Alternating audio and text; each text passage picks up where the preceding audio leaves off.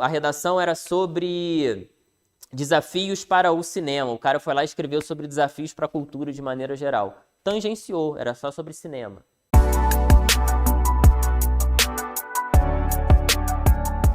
Entendeu?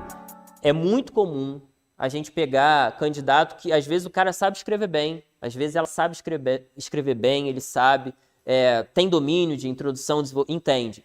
Aí o cara pega a proposta, lê uma vez a frase e vai embora. Às vezes já está muito seguro também e tal. Cara, a chance de você, às vezes, tangenciar, como a gente chama, a redação era sobre desafios para o cinema. O cara foi lá e escreveu sobre desafios para a cultura de maneira geral. Tangenciou, era só sobre cinema.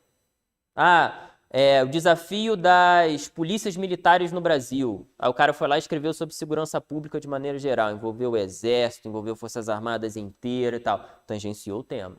Então, às vezes, você lê aqui, vambora. Não. Então, a gente precisa ir dando mensagens para nós mesmos, para a gente assentar um pouco esse tema antes de sair pegando a caneta e escrevendo do zero. Porque senão, de nada adianta a gente escrever introdução, desenvolvimento, conclusão, saber coesão, como a gente vai saber esse monte de coisa. Por isso que a primeira aula, além daquela introdutória de semana passada, é essa.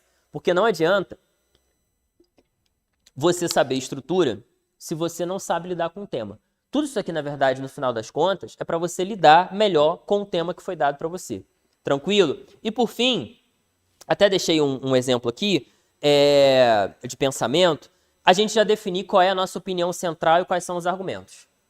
A banca vai exigir, a partir do tema que ela te deu, um posicionamento central e 2 argumentos relacionados àquilo. Isso, na verdade, é que vai estruturar seu texto. Essa parte, fiquem tranquilos que a gente vai entender melhor ao longo das próximas aulas. Agora, eu preciso minimamente pensar nisso antes de começar a escrever. E o que eu posso pensar para definir isso melhor? Bom, li o tema. Se tem texto motivador, eu já li. Entendi bem o tema, até pensei em alguns sinônimos, algumas palavras-chave e tudo mais. O que eu faço agora? Pergunta que eu tenho que me fazer é essa. O que eu quero defender a respeito desse tema? Isso é o que vai formular o que a gente vai chamar tecnicamente daqui a pouco como tese. É a opinião central do teu texto. Olha, eu defendo que as polícias militares do Brasil enfrentam desafios. Essa é a tua opinião central. Agora, quais as razões que me levam a defender esse posicionamento? Eu defendo que as polícias militares no Brasil enfrentam desafios porque há carência de investimentos e uma visão negativa por parte da sociedade. Pois bem, isso que a gente acabou de dizer são os nossos argumentos, não são? São os porquês, são as razões que você pensa. Então, concordam que eu não posso deixar para pensar isso na hora que eu estou com a caneta na mão. Você vai gastar meia hora pensando, então aqui, o que eu faço? Pronto, aquele tempo que você quis economizar, achando que ia embora escrever, tu vai perder, que você vai parar na hora da escrita. Não tem como. Então, a gente precisa minimamente, antes de começar a escrever, saber o que estrutura nosso pensamento, tá? Isso é um caminho lógico. Entendam. Por que concurso, vestibular, às vezes vaga de trabalho, pede uma redação dissertativa argumentativa e não pede, por exemplo, uma narração? Conte uma história no estilo Era Uma Vez. Por quê? Porque redação dissertativa argumentativa mostra se o candidato ou a candidata pensa bem ou não pensa bem. Não é? Eu dou um tema, o cara tem que pensar, peraí, eu acho isso sobre esse tema. E acho isso porque eu tenho 2 razões para achar isso. Isso é um caminho lógico. Então eu não posso deixar para escrever isso de maneira aérea. Então são essas 5 etapas. A gente não pode perder isso aqui de vista. Tem que ler os textos, tem que verificar as exigências, tem que identificar a palavra-chave, tem que associar ideias e referências e tem que determinar a tese e os argumentos. Cada um vai encontrando suas maneiras de definir melhor isso. Cada um tem suas formas. E isso é igual estudar para qualquer matéria de concurso público.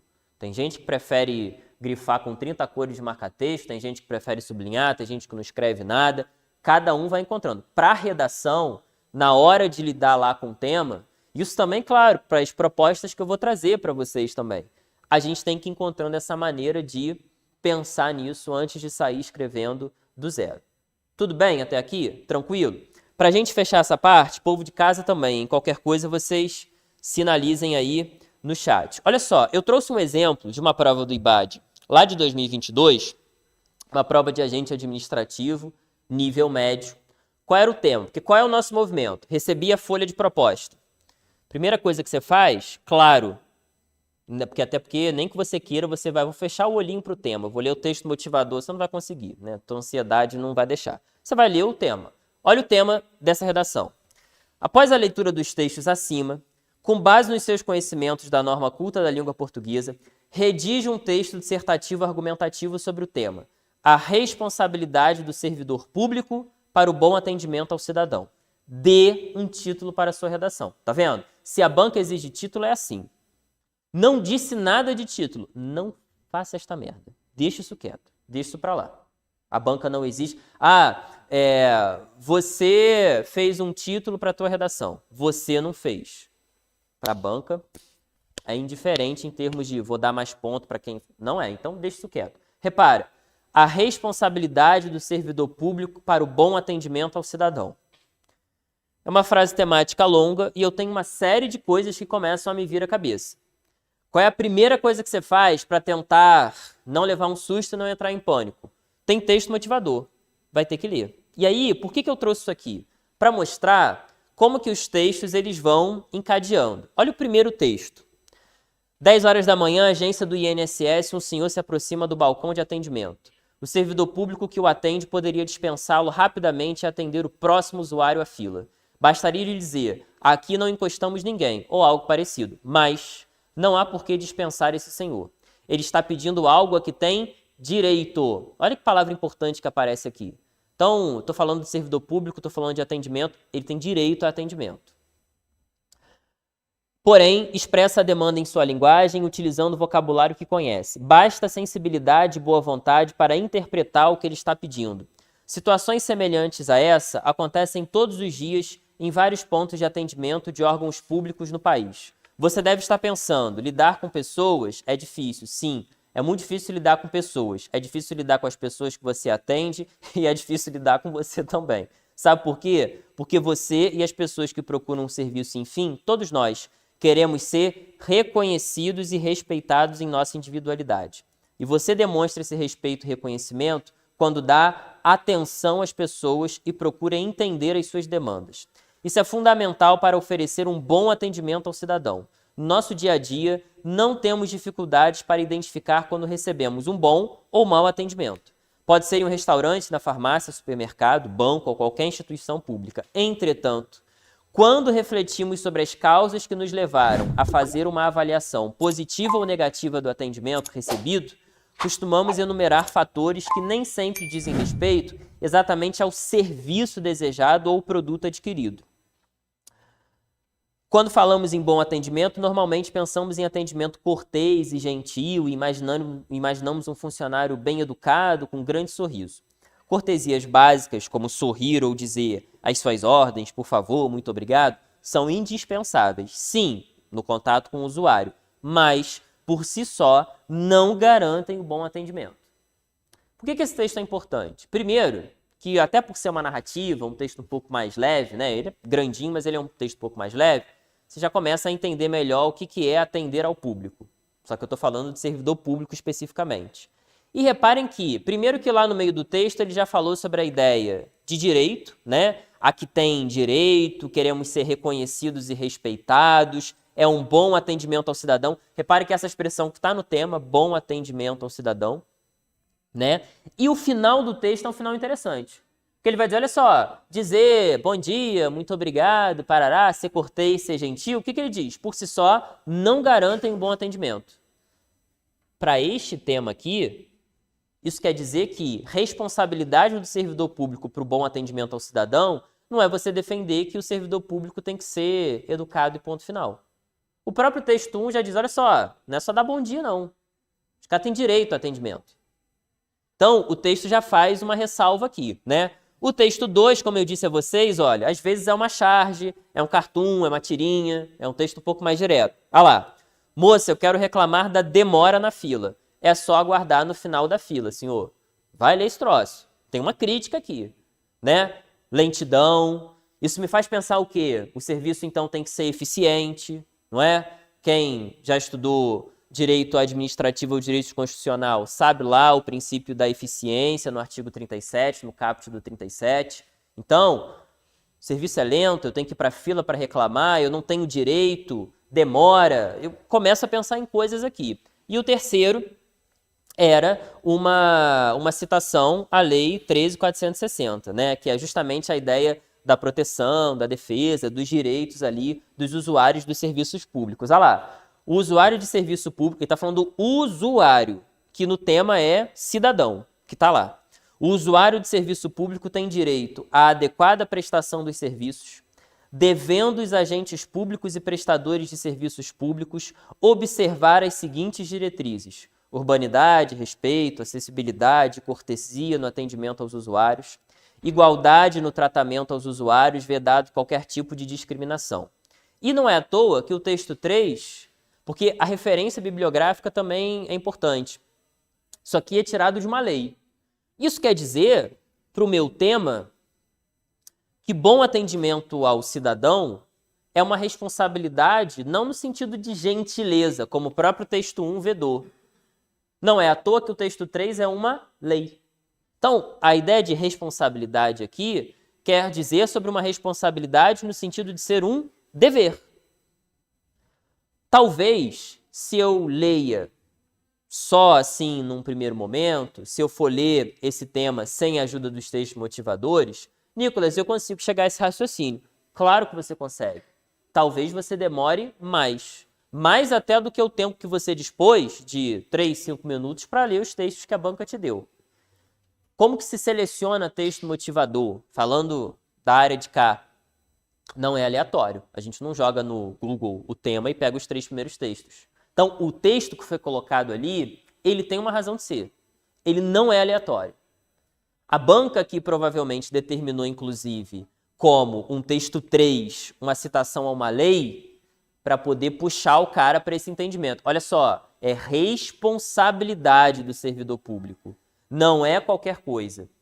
Então, entendam que toda essa discussão, ela começa a assentar melhor.